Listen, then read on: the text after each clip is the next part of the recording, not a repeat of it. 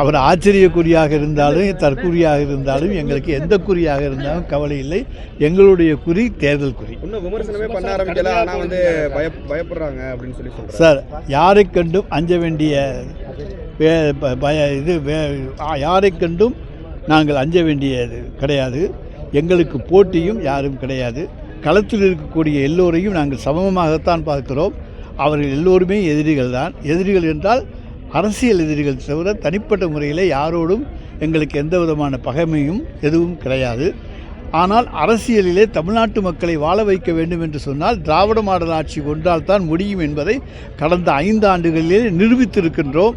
நாங்கள் சொன்னதை செய்திருக்கின்றோம், செய்வதைத்தான் சொல்லியிருக்கின்றோம். நாங்கள் பொய்யான வாக்குறுதிகள் கொடுப்பது கிடையாது. எனவே இன்றைக்கு இப்போ பலர் ஏமாற்று வேலைகளை செய்யலாம், ஆனால் எந்த ஏமாற்று வேலையும் தமிழக மக்கள் மத்தியிலே எடுபடாது. பாஜக கொள்கை எதிரியே, திமுக வந்து அரசியல் எதிரி அப்படின்னு சொல்றாரு. நான் திமுகவை தான் தொடர்ச்சியாகவே வந்து நான் ஆரம்பத்திலேயே பாஜகவினுடைய சி டீம் விஜய் என்று சொல்லிவிட்டேன். எனவே தமாக என்பது பாஜகவினுடைய சி டீம். எனவே இன்றைக்கு அவர்கள் ஒரு காலத்தில் ஸ்லீப்பர் செல்களாக இருந்தவர்கள் இன்றைக்கு அரசியல் களத்துக்கு வந்திருக்கிறார்கள். அவ்வளவுதான். நம்ம சொன்னதை செய்வோம், செய்வதை சொல்லுவோம் தான் நம்ம வந்து ஸ்லோகன் வந்து போயிட்டு இருக்கு. அதே மாதிரி நேற்றுக்கு வந்து விஜய் வந்து நான் டிசைட் பண்ணிட்டு தான் நான் வருவேன், டிசைட் பண்ணாமல் நான் வந்து முறியடிக்க வரமாட்டேன் அப்படிங்கிற மாதிரி உங்களுடைய ஸ்லோகனுக்கு எதிர் ஸ்லோகனா விஜய் வந்து சொல்லியிருக்காரு. அதெல்லாம் கிடையாது. டிசைட் பண்ணி எல்லாருமே டிசைட் பண்ணி தாங்க சொல்கிறோம். நாங்கள் யாருமே டிசைட் பண்ணாமல் எப்படி சொல்ல முடியும்? தேர்தல் அறிக்கை என்பது பலர் கூட்டாக விவாதித்து தருவது தான் தேர்தல் அறிக்கை. எனவே டிஸ்கஸ் செய்துவிட்டு தான் நாங்களும் தந்திருக்கின்றோம் எல்லா அறிக்கைகளையும்.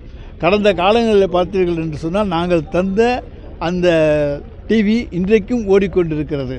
ஆனால் நடுவில் வந்து தகர டப்பா தந்தாங்க, என்ன ஃப்ரிட்ஜு தரையினாங்க, ஃபேன் தரையினாங்க. அதெல்லாம் காயலாங்கடையில் கூட எடுத்துக்க மாட்டேங்குது சொல்கிற அளவுக்கு நிலைமையை உருவாக்கி இருக்கிறார்கள்.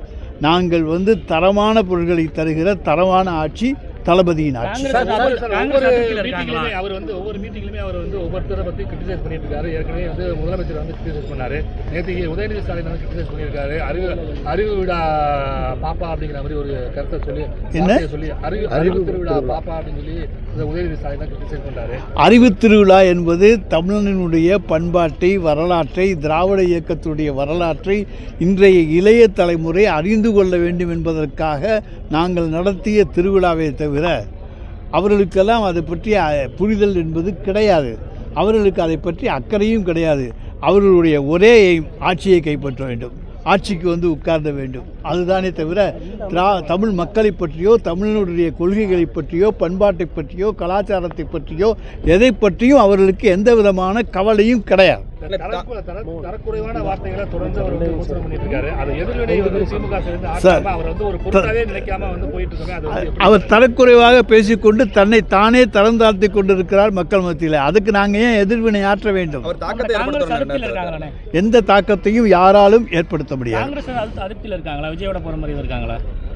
காங்கிரஸிலிருந்து எங்களோடு பேசுவதற்கு ஒரு பேச்சுவார்த்தை குழு நியமித்திருக்கிறார்கள். அதற்கு பிறகு இந்த கேள்வி தேவையில்லாத ஒரு கேள்வி.